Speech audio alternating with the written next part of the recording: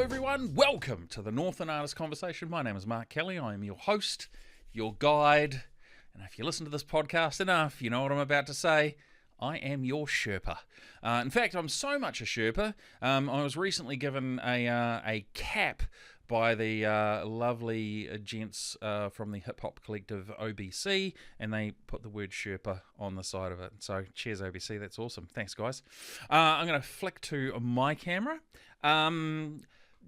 This podcast's guest, we were originally meant to get them in last week when we were recording this. Unfortunately, sickness struck, and as we talk about at the start of the podcast, it's that time of year, seasons change, the immune system can take a little bit of a hiding, but it was great to have this guest on. I'd been wanting to get someone from the local radio station Beagle for a good 2-3 years, but I didn't know who we would contact, and thankfully admin Michelle was able to reach out and secure today's guest, and it was absolutely amazing. So cool. Such a interesting journey.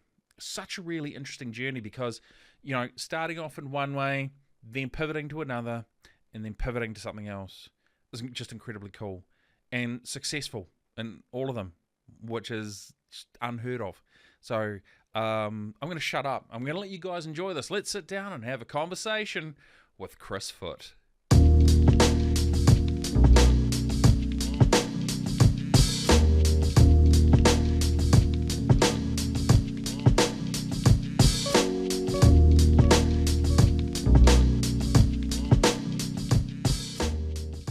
We don't normally do a formal start, but I think we will this time. Yeah.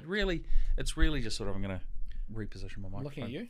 Yeah. Just ignore this. Done. This 2/3 of the studio. Editor Lee's job here is to make us look and sound amazing, and she does such a wonderful job. Recently, she's been working with After Effects, so we've been able to shave a lot of that off. That sounds good. It is. You can add a bit. Yeah, we need to add some hair. Yeah. Yep, and my thinning patch that's just at the top. Hey, Chris, thank you so much for coming in, man. This is really cool. It's my pleasure. So really sorry about last week. I mean, sicknesses abound at the moment. As it turns out, you were sick. Yep. And we had a couple of guys off at work that were sick as well. So yeah, this time of year, temperatures get cold. Yep, seasonal changes. School holidays. Yes. Awesome. Yep. You don't suffer from SAD at all? Sad? Seasonal affective disorder? No. It's a thing. It's a thing. Just dad life burnout. Oh, yeah. Oh, God, know it well. For our listeners and viewers, the weekend just gone, I was awake for all of 10 hours out of 48. So, yeah, I feel your pain. Now, I guess kind of you're a bit of a man that's got fingers in a few different pies that are all sort of connected in one way or another, right? Yeah, all tangentially or directly related to the creative industries. Yeah. And that's kind of always been where I've positioned myself. You have a show on Beagle. Yep. Beagle Radio. You also run Badger's Den. So essentially two things that are music related. Yeah. Back in my former life in Auckland, before we shifted up, I was in the music industry. Wow. Looking after songwriters and copyrights. So when we made the move to Titai Taukadau, joined Beagle Radio. Yeah. Because I needed to find a community. And through Beagle Radio, found the amazing 116 team. Was that with Georgia? Or was that sort of after she was leaving? Right, okay, yeah. As she was leaving, and have done lots of fun little projects with Laurel and the team there at 116. Yeah, nice. And then almost 4 years ago, Badger's Den Records kind of grew out of the radio show and out of some DJing, and has become a really fun umbrella organization for selling records and selling music, and then doing interesting events that make no money but are a lot of fun. Like It's the fun though. It's right? the fun. Yeah. We bought some English folk musicians up and put them down at the woodshed, and I heard about that. Yeah, Good Habits and Yes. Mishra, and so we had accordions and cellos and Yeah. wind instruments, which is a big ask for some Yep. audiences, but we filled out the woodshed and that was a lot of fun. And two of them had never been to New Zealand, so we took them up to wow. Reeds Park to go in for a bushwalk, and before nice. sound check, Yeah. took them down to the Huntavasa and the cultural centre, and so lots of little fun things like that. And we put Lower Bar Collective, who's an improvisational 3-piece noise band, in the tunnels at the Quarry Gardens. Yeah. At the Fringe Festival. The resonance coming out of that would have been amazing. It was, we didn't know how it was going to go until the day, really. It was, but it worked out amazing because the tunnels are L-shaped, you got a different audio experience on each side. Mm-hmm. Yeah. And then if you walked on top, there's the vents, so it kind of was coming up almost in stereo. And it just went off amazingly. There was kids lying on the grass kind of reverberating. Feeling the music, And we managed to get people to come along and check out droning ambient guitars on a sunny afternoon. So that kind of all comes under the Badger's Den umbrella. Yeah, nice. Badger's Den's kind of located in a bit of a unique space as well, right? So we've got the website, and then we do pop-ups. Okay. So we do pop-ups, so no fixed abode at the moment. Have you had a fixed abode? No, we've done lots of pop-ups at 116. Yeah. And then all the way down to Whangarei in Auckland. Wow. Wherever kind of is of interest and interesting. And that's crazy. I've always associated it with 116. Yeah, that's kind of home base, the spiritual home. Yeah. And it's just such a special place. Like the team there just keep getting better and better. Yeah. And it really is an absolute treasure for Northland. So we're very happy to be associated there. Yeah, definitely. So let's go back. Right back. Yeah. Let's go back. Some of our guests have been in their sort of creative expression their whole lives. Like some people have been like drawing from when they were really young and and they just kind of they've evolved with it. Some people have discovered their creative endeavor later on in life. What was it like for you, mum, dad, the household, creativity, aunties and uncles and that sort of thing? It was, I think, a very privileged upbringing. I had a lot of artistic kind of influence and encouragement. My father's been a photographer most of his life and an artist. Wow. And has done everything from artistic photography through to medical, through to, whatever wedding and photo shoot. Yeah. Here's some school photos. Yeah. And so he's done that his life. So I kind of grew up with that. And actually one of the funnest things was a while ago in an old job, I got to hire him to do some photo shoots. No. And we worked side by side. And it was just, because I kind of was like, I think this will work. Yeah. And it was so fun. We did some fashion shoots together that I was directing, and we just worked so well together, and I absolutely loved it. It was... That's crazy. I don't know how many people get to do that with their dad. But... No, I mean, I would, my parents aren't creative in any way, shape or form. Dad was a registered valuer. He's retired now. And he was a rugby and cricket guy. Right, yep. Sports. Mum was an avid gardener, which meant Dad was also an avid gardener. Yep. Roger! Do that one. That's it. Yeah. Let's redo this. We need a new pergola. But just no real creativity in the household. So when I discovered the arts and that sort of thing, that Mum and Dad were never not supportive, but they just didn't understand. Yeah, and that makes sense. But how is it for you to have almost that complete 180 where you're telling your dad, here's what you're going to do.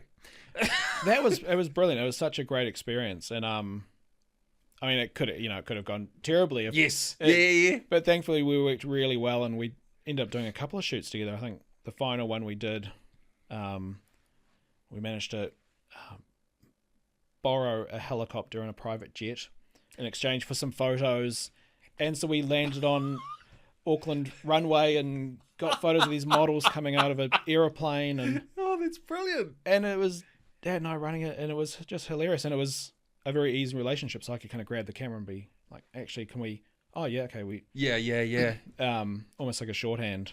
So that was really fun. That's so and cool. he'd always been very supportive of me getting something in the creatives, whether it was photography or what have you, and the whole family had. My mum was always very crafty, did like silk screen dyeing for a while. Oh wow. Was a primary school teacher back when I think you had to be creative and you had to make your own resources. And yeah, correct. I remember those days. Yeah. So she was always very supportive and took us to lots of galleries and shows. And oh wow. And then I've got an uncle, her brother, who's a woodcarver and made his. Oh wow. Kind of supported him most of his life doing sculpture. Yep. And then I've got a godfather who is been a big influence on my creative life and life. Yeah. Who is a trained jeweler and is still a sculptor. So he's got some works down at Burning Issues. Yes. Yeah. Down there, and still does really interesting things. So shit, that's awesome. It was great. So I kind of grew up with it all just being fed in, and it was always make sure you get something that will pay your rent, but which is kind of where I was leading. So thank you for the ability to transition into that. Schooling, what was that like for you? Being in a creative household is awesome, but you don't really have a lot of creativity in maths and science. Yeah. Were you academically inclined? Or? Yeah, no, I think my experience is probably very similar to a lot of people who of our age generation at school. Wait, hang on. Wherever I'm 35. I'm 34. Yeah, I thought so. I'm 51 this year. I think most schooling for us was the push was to be on the first 15s or whatever the rugby team is called. First 15, first 11 cricket, all that sort of stuff. Yeah, that sort of thing. Yeah. I think I was always did the academic side and was fine at it, but the photography and the art. Yep. In the history and that sort of more that side of things was always the pull right through. Yeah. That's really interesting because for me it was classical studies. I did like classical. I had a real and at high school only 6th and 7th formers could do classics. Yeah.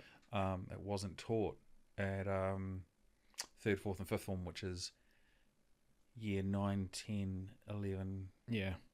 12, 13? Year 13's what used to be 7th form. Yeah, there we go. My son, he's like, Dad, what's 4th form? It's like, shit. Back when I was a kid. Yeah. Oh, God, I've said that line too. Back in my day. You're getting old.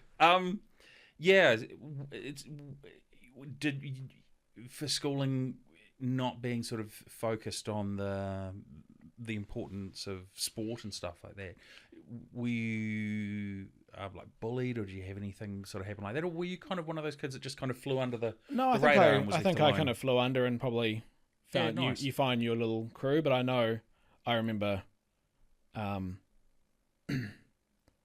waiting and counting down the days to leave pretty much.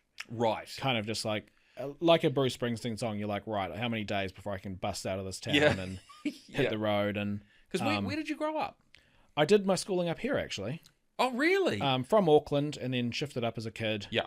And so I did my schooling here, but thankfully very supportive parents. So 2 days after I finished school, I skipped over to Liverpool, stayed with some family. Right. Wow. And was just like, I need to get... And I came back and did university, came back to art school, but I think they could very clearly see there was a travel bug and a wanderlust that they needed to right, we'll give you this. Yeah. Then you can come back and do university. And yeah. So I think there was always a a desire to get out Yeah. and get on, and it was like, all right, I've got to do school, and I'm at school, so I may as well get the marks. Yeah. Yeah. But yeah. The aim was always bust out. Crispy gone. Bust out like a Bruce Springsteen Yeah. song and go. Okay, so finished school. How'd you end up? Like, did you get like bursary? I don't know if I did. I remember when we did at the start of art in what was 7th form. We were asked, do you want a good mark for art, or do you want to get to art school? Because at the time there were two complete different things. Yeah. If you want a good mark, we'll do some abstracted boat sheds. Yep. If you want to do art school, cool, do something interesting. Yeah. And mine was all influenced by Basquiat and Colin McCann. Wow, yeah. And so I think I got a terrible mark, but I got into art school on an interview alone.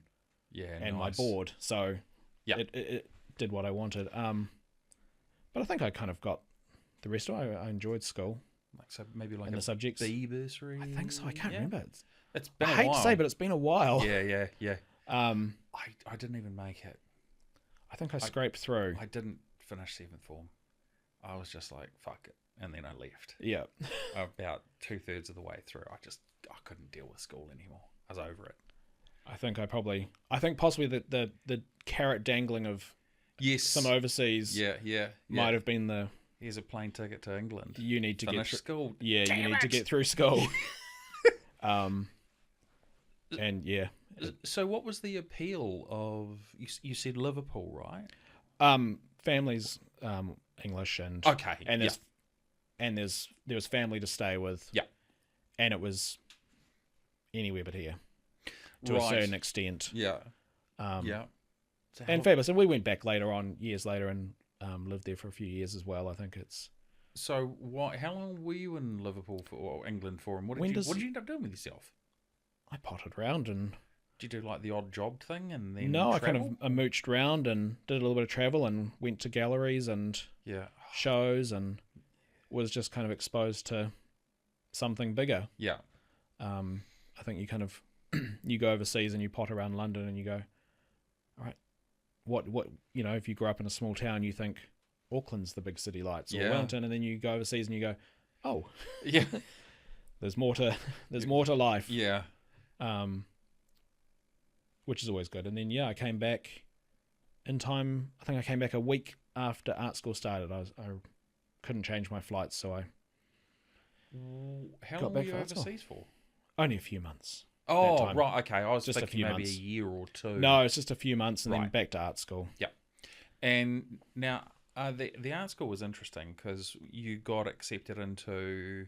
Whitecliff College. We've had 2 or 3 other guests that Yeah. have actually gone through Whitecliff. So this is actually quite cool. It seems like it's kind of one of the common denominators, Whitecliff, which makes it very cool. It is. It was an amazing experience. I mean, the idea that you can go and spend 4 years doing art Yeah. and making weird stuff, and you're not having to make commercial stuff and sell because you're still at art school. Yeah. You're And did you you can try use that? everything. Yeah. Did you use that time to sort of find what you liked the best, or was it just one of those figure it out as I go? I think I did. I think I went there going to do photography.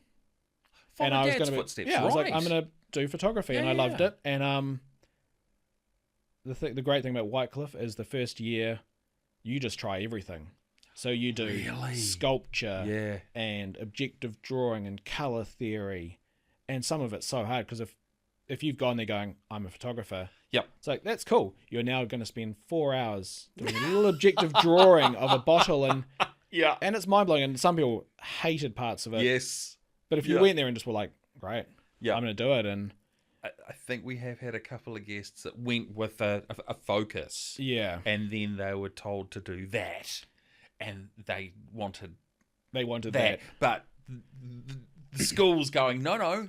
Yeah. And Why- you do wide as slowly. possible. Yeah. You do slowly focus, but it's an amazing thing to do. And we got to make bizarre. I remember getting plaster of Paris and making sculpture with hundreds of eyeballs and putting them on skewers and putting them in front of a big screen that was showing clipped and cut together adverts, and it was all very deep and meaningful because I'd read Naomi Klein's No Logo, and but it was like this weird thing that when else are you gonna go and do that? And and you got to do, and you did life drawing, and you did lots of different art kind of history, and they brought in amazing different speakers and guests, and you slowly focus, and in your second year you do a bit more of what you think, and then down in the fourth year you're just straight. And I ended up going into fashion. I was just about to ask you, where did your...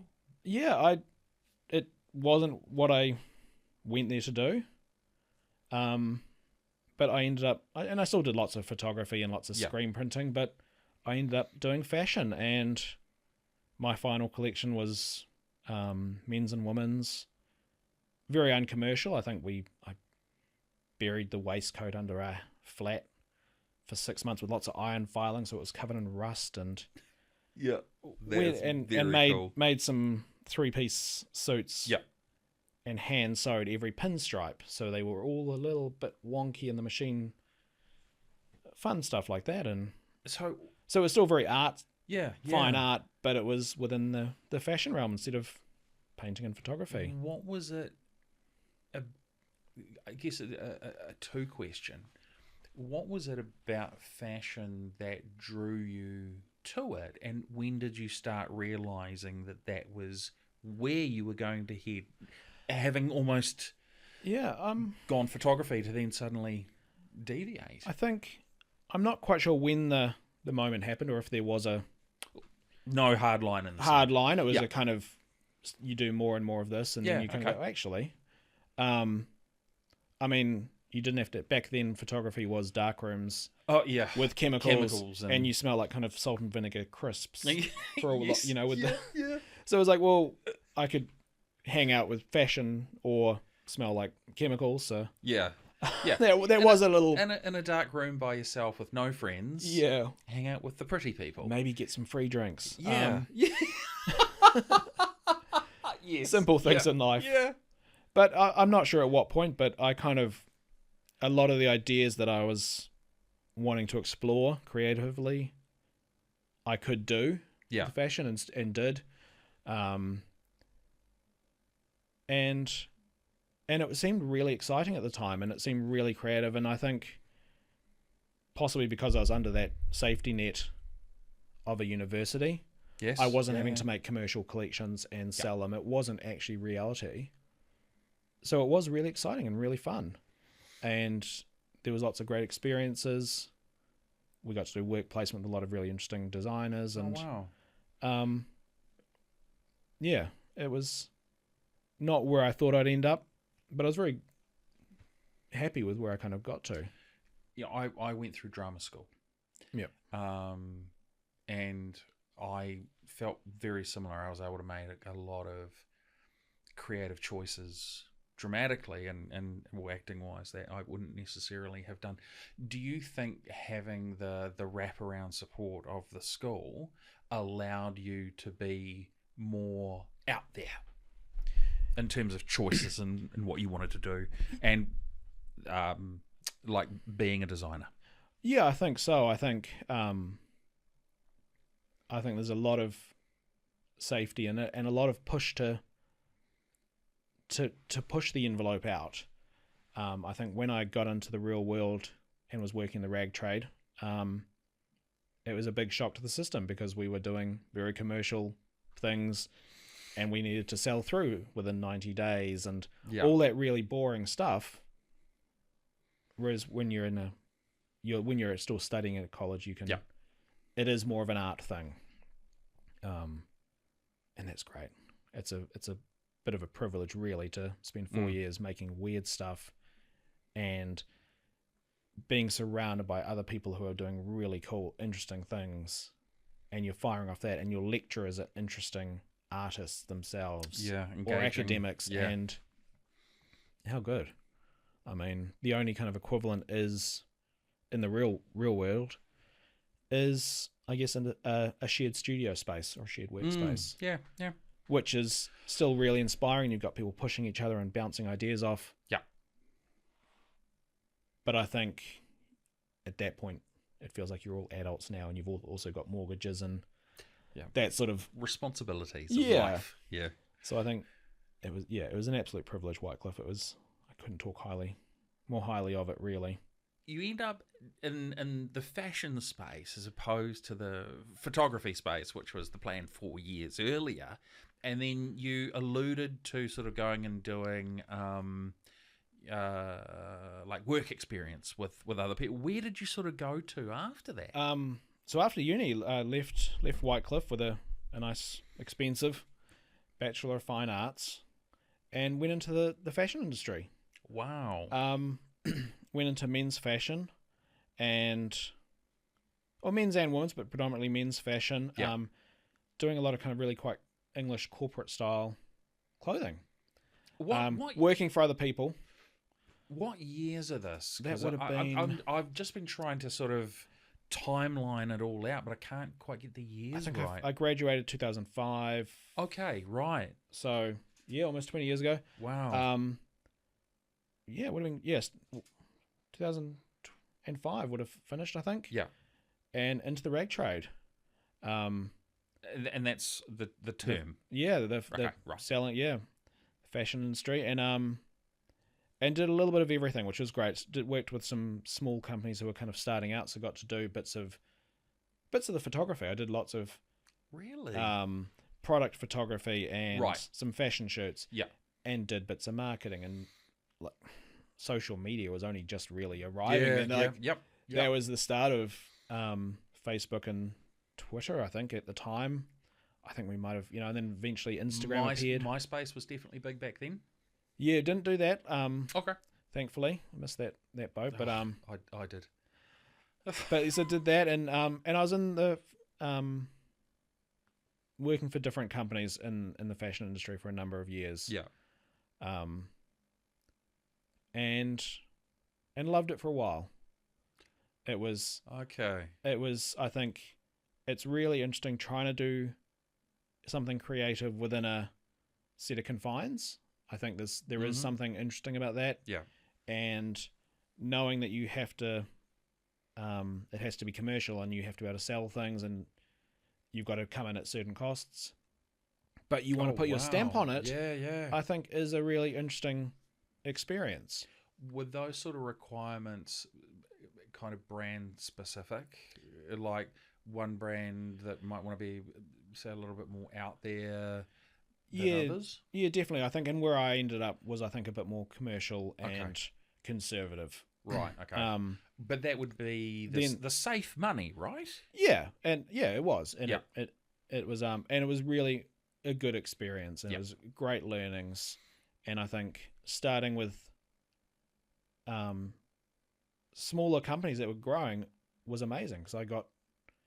Well, you'd get to help build you got them to up, help right? to build up and do a bit of everything. So I started with an English style shirt making company that was very corporate, and we went in my time there from one shop to I think 8. We lost 1 or 2 in the earthquake in Christchurch. Yeah, but we kind of grew from that size, and so I was kind of flying around the country and helping set up shops, and we were going. We need to launch a shoe range and a leather range. So we designed a leather range, and that was great fun. And that's crazy. We made satchels and made leather kind of wheelie bags and got to do all the design for that. And designed a kids range and did a brand for that. And that's crazy. And so, I think there's definitely something to be said for starting with small companies. And Now, as you alluded to, you kind of got to a point. Yeah, I was in there for a while and not doing much of my own stuff. Okay, yeah. I'd pulled back from that, and I was quite happy working for these other people and learning lots, and it was a great experience. And ended up a few companies later getting pulled into, I think I'd probably say it was Posty Plus, which is very unfashionable, but it was a weird period. I had son was about to be born, Okay. and got pulled in because they wanted to turn the company around. Okay. And so they brought in this amazing team in the marketing team. Mm-hmm. And they had one of the best graphic designers I've ever worked with. They had a phenomenal lady doing the e-commerce. The head of the team was brilliant, and I learned in 8 months so much from her. Yeah, nice. It was this phenomenal team, and I came in and did visual merchandising, and then they offered me a pile of money to fill in a role coordinating between the team and all the other departments and Oh, yeah. doing that. Yeah. And I had a kid coming on the way, so I was like, yeah, great, I'll sell my soul for a I'll haul myself out. pretty much. And it burned me out completely. Yeah. It was just horrific. They'd brought in this amazing team of super creative people and then stifled us at every turn. Oh, no. And it just kind of burnt me out. I Yeah. was already a bit funny about the fashion industry. I'd got disillusioned with... I'd come from that art background Mm-hmm. and then got into an industry where you are trying to sell things through within 90 days. Yeah. And the markup is this, and you need to do, and we need... And that wasn't fulfilling after a while. It wasn't fulfilling for me. And would part of that have been because you had to withdraw your own creative internals as well, because you're having to work more within confines and you're having to follow a corporate structure, I think as so. opposed to being able to be And expressive freely. And I'd stopped doing my own work, and Yeah. there were still parts that were great, and I did those photo shoots with my father and got him in there, and did do some really interesting and amazing stuff. Yeah. But it was starting to seep in this. We're selling all these units. Yeah. This how and I think nowadays, it's not that long ago, but nowadays people are even more aware of how bad some of this fast fashion and Yeah. this consumerist kind of Yeah. model is. So I ended up at Postwat and just got burnt out, and I was done. And I was carpooling with the graphic designer, and we were just carpooling. And each day we'd taken turns to drive, and we were, oh, what have you got playing? Oh, I've got the new Spoon record playing, the Spoon CD, and oh, I've got Granddaddy, I've got... Yeah. And eventually we're kind of driving backwards, and we got on really well, and she's like, you don't stop talking about music. This is all you're talking about in the car. Have you met my husband? So we went and had dinner around at their house, Yeah. and he was in the music industry. Okay. And when my son was about 2 weeks old, Yeah. and I was burnt out at this point with the fashion, I went and did a half-day work, Yeah. came home, changed a nappy, put a suit on, went and did a job interview, and then Really? That was jumped to the music industry. it? Wow. And never looked back. I was so happy. That's how old are you when this happens? 31, I think. Wow, still really young. Yeah.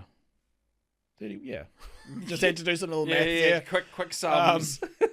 Yeah, and I'd ended, I'd kind of finished art school, and I'd gone into this fashion industry, rag trade, and kind of thought, this is me. And You gave it a decade. yeah, and learnt so much and did some great stuff. But yeah, was done. And it's funny because it's what's that old adage? Do something you love and you'll never work a day in your life. Yeah. And I've always, like when I was younger, I thought that because I wanted to be either a musician or an actor. But as I've gotten older, I've sort of come to realize, well, no, if you do something that you love, everything becomes a job. Yeah, it's a dangerous... No matter what. Like chefs, when they finish, they smoke,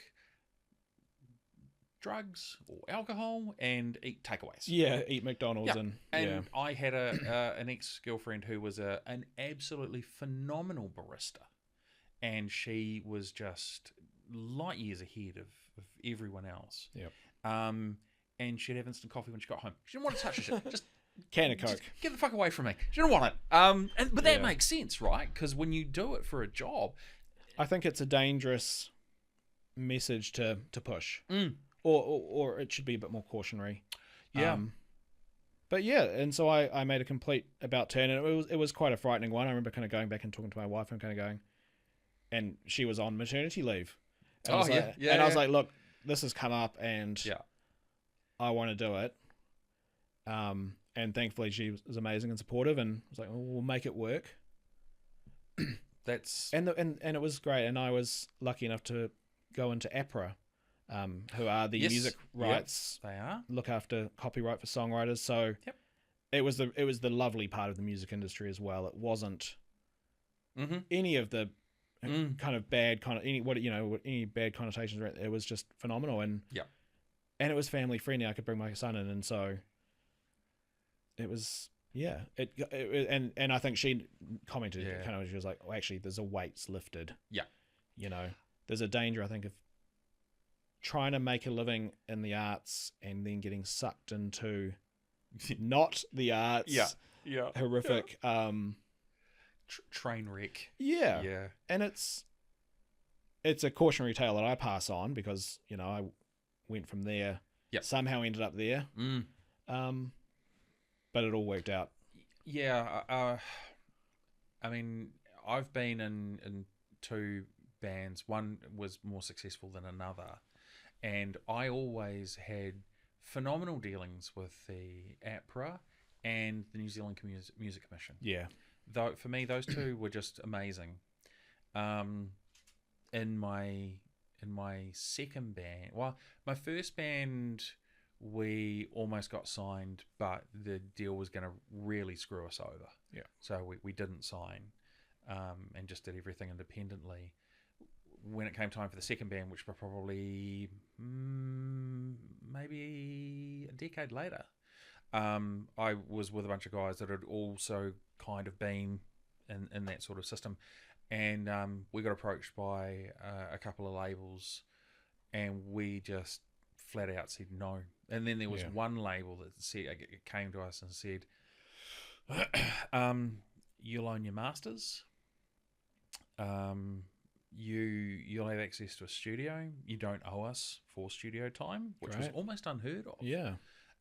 They just wanted a larger percentage of albums sold, which was fine by us because we were self-funded. So when we did our first album, we recorded it at our bassist's studio. The first album for a band, you have years to write it and refine it and hone it. The second album is a lot tougher.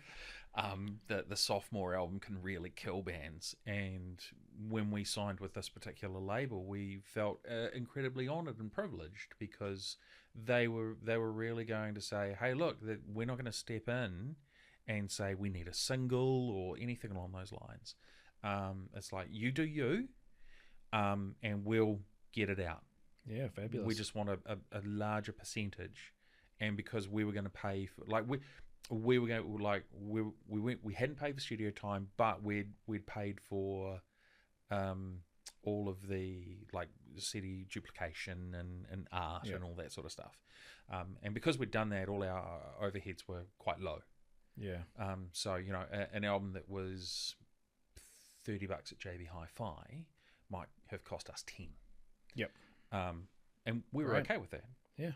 So when the label came along, they said, "Well, we want 10 as well." It's like, it's kind of an easy decision. Yeah. It's quite a nice, unheard of deal, like you said. It is. It is, and because I was also the band's manager, I'd kind of met with labels as well, and it was like, it's a thanks. Yeah, that's good. I might pass on that though. How long were you with APRA for? From then right until we shifted up north. So oh wow, it would have been, and it was a really tricky decision to leave there because it was an amazing job. So I ended up in the membership team. I did some time in the comms and licensing, but I ended up in membership, and so we would deal with all the songwriters, and I kind of ended up with the new members, nice. And that was great. I loved it because you got, I remember getting the Mermaiden kids came Oh, along yeah. and were signing up and got their first little kind of royalty check, and now they've kind of blown up and are doing well. And we used to go to Mains when it was still the music school. Oh, yeah. And Unitech when they still taught music. Yeah. And we'd go and we'd talk to the students and kind of explain about protecting their copyright and looking after and the fact that it was copyright, because a lot of when you're young and you're making art, you're not thinking this is my intellectual property. Yeah.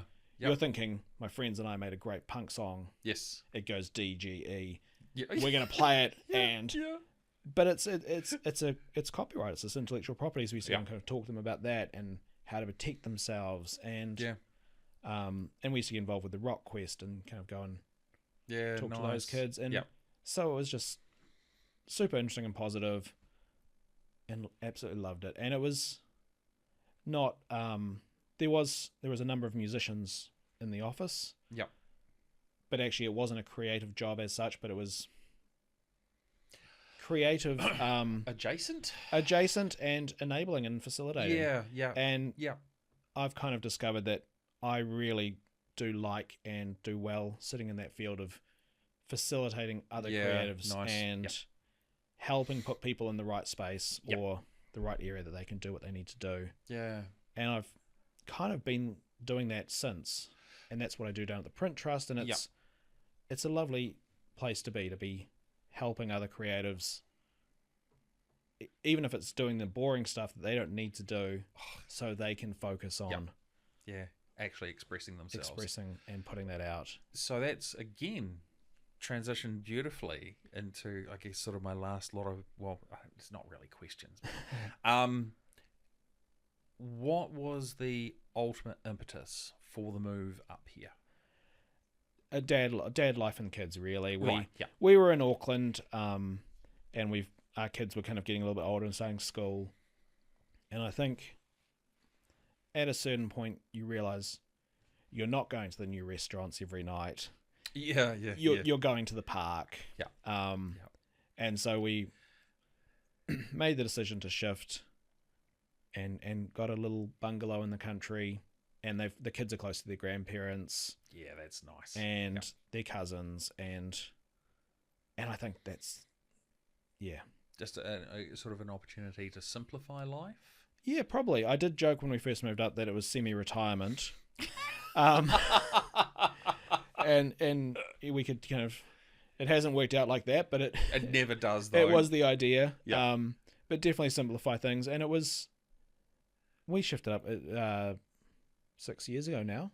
Oh wow. And it was interesting. It was a culture shock. Wait, 6 years?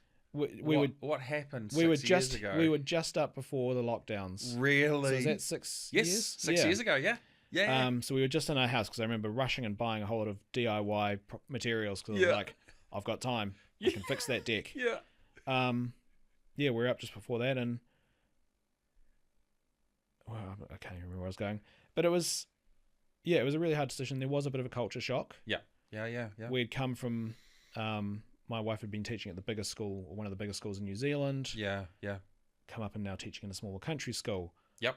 I'd been right in that music industry, so I had a slight panic and found Beagle Radio, messaged. Yeah. I moved up here I think it came up the weekend, and on the Wednesday I started a radio show and met Beagle, met 116. And it I think when you move anywhere, it's an adjustment. Yeah. When you move to a smaller place, it's a bigger adjustment, and I moved from Auckland to here. Yeah. I think did it as well. I've been here 11. In November it'll be 11 years for me. Yeah.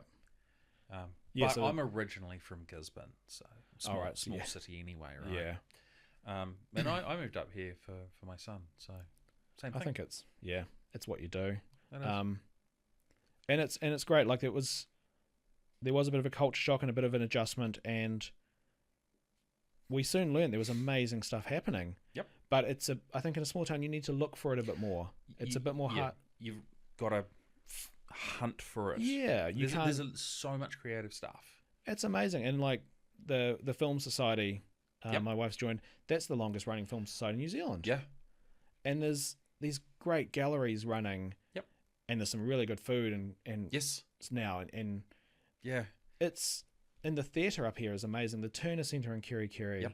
Yeah. gets amazing stuff. It's a really vibrant scene. It just took us a little while to kind of find it. You sort of, you have a few years where you just kind of settle into things. Yeah. And then you start branching out. Well, that's how it was for me. The first few years I focused on being dad to my son, and just being there and being present and being available for him.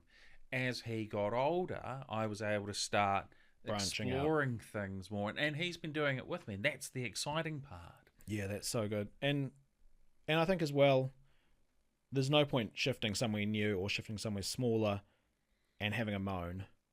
So, Dude, if you're gonna have a bitch and a moan, why move? Yeah, sod off. So Yeah. we'd been kind of talking, and our kids had grown up going to the music in the parks in the Domain. Yeah, nice. And there'd be a great jazz band or someone playing, and they might be climbing the tree, but whatever, it's still around. Yeah. So we were like, well, actually, so I talked to a few people at Beagle, and we organised some Beagle picnics and had DJs in a park. Oh yeah, I know those. Yeah. 116 was you wouldn't believe it now, but at the time they weren't getting as many bookings for music. Yeah. So we did a series of concerts in May for Music Month, and we did a Friday evening or Friday night concert, but then we did a Sunday afternoon one, and aimed at families, and they weren't kids' music. Yeah. But it was kid friendly. Yeah, yeah. And we packed out. I'd hate to think how many numbers it was definitely over the amount by the time you crammed all those kids in. Capacity? Yeah. But we filled it up with kids, and it was like, it was just so fun. And kids' music is great because if they like the song, they'll get up and jump. And if they don't like the song, they'll sit down with their arms and legs crossed. Oh, yeah. It's so immediate. There's no indie no indie hipster. Yeah. No. Well, yeah. It's like, for me, I did metal. That was my genre. And with metal, you had the big semicircle. Yeah. And everyone would stand at that semicircle with their arms folded going, all right, impress me. Yeah, come on. So you would be like, it would be either the semicircle or there'd be a full pit. But you knew very quickly where you stood. And I'm not comparing people that listen to metal like children, but you do. There's an enthusiasm there. There is. You do get immediate feedback. Yeah. There's It's no like, that hipster song indifference. sucks. Yeah, we'll scratch that off the set list for the next time we play here. Yeah, and so I think we shifted up, and there's no point complaining about it. There's some great stuff. It just took a while to find, and if it's not there, So make it. Yeah, Make a podcast, make a radio show, join the Theatre Society. Yeah. There's so much potential, and when we started this podcast, there might have been one or two other very small niche podcasts here. Yeah. But there's actually quite a large, thriving podcast community in Whangarei. One of our guests that we've got booked for later on in the year started up a podcast, and it's now huge. He's had international guests on it. Brilliant stuff. So we're really, really stoked for that sort of thing. It's great. Amazing. That's cool. Chris, thank you so much for being on the Northland Artists Conversation, man. No worries. It's been really fun. This has been really cool, and you're the first DJ that we've had on. So I look forward to seeing the rest of the team. Happy days. Beagle Radio. Beagle for the win. Yep. What is the Beagle frequency, just out of curiosity? 88.1. 88.1 FM on the dial. Make sure you tune in, guys. Beagle Radio, 88.1. No, what is it? Yeah, 88.1. 88.1 on the dial. FM. Lovely. There you go, everyone. That was our guest, Chris Foote. Such a cool guy. To go from photography to fashion design into sort of the back workings of the music industry is incredibly cool, and something to see someone who's been creative and actually be in the creative industry pretty much their whole working life is something that a lot of creative people aspire to. So Chris, thank you so much for coming on, man. It's very cool. The Badger's Den Records. We were just talking just as we'd wrapped up. He's getting ready to do another pop up, so keep an eye out for that. And yeah, he's on Beagle Radio. If I remember, it's 88.1 FM. Check it in on the dial. Yeah, so after this, I'm going to flick to my camera. After each podcast, I like to sort of go back and think about some of the, the interesting parts that sort of really got me. I think for me, I think the most interesting thing was, as I'd sort of alluded to earlier, was the fact that, he had started off, he finished school, he'd been artistic in school with drawing and stuff like that, did a bit of an OE, came back, and then went to actual fine art school. Fine art school with a focus in photography, like his dad. But then ultimately finishing that with in the sort of fashion design for men, and then doing that for a little while, but then falling into the sort of back end of music is incredibly fascinating, because they are all three are creative, in the creative space, but they're all at very different parts as well. So for me, that's really interesting, to sort of find someone that's kind of had that journey. So Chris, again, thank you so much, man. Really appreciate it. So where can you, our amazing listeners and or viewers, whether you be new or regular, find out more about us? Well, we'll kind of go through it now. For the visuals, you can find us on Facebook, Instagram, and YouTube, all Northland Artists Conversation. For audio, you can find us on Spotify, Apple Podcasts, and YouTube Podcasts. Again, Northland Artists Conversation, nice and simple. And if you want to make it even easier, just open up a web browser of your choice, whether it be like Edge or Chrome or anything like that. Type in Northland Artists Conversation, the three words, and you'll find us. We are right at the tippy top, and just anywhere that you consume your media in general, we're probably there. I will say not on TikTok though. Probably a little bit proud of that. 2 thumbs up. But if you're an artist and you've been listening to us for a little while, or you've just sort of joined and you're like, man, I'd love to be on the show. We would love to have you. So please email hello@northlandartistconversation.co.nz. Super simple. We like to keep it that way because that's who we are. Yes. Gonna go back to the wide camera. It is, at the time of this recording, we're in April. It's the nights have started to get a bit chillier, and it's we've survived one cyclone and a couple of lots of heavy rain this year. So for all of you fantastic Northland people, make sure you stay safe, look after yourself, and look out for the ones you love. We're always going to be here. Thanks very much for joining us on the Northland Artist Conversation. On behalf of Editor Lee, who's in the studio with me at the moment, producer Andrew, engineer Steve, and admin Michelle, thank you very much for joining us. My name is Mark Kelly. We will see you guys real soon.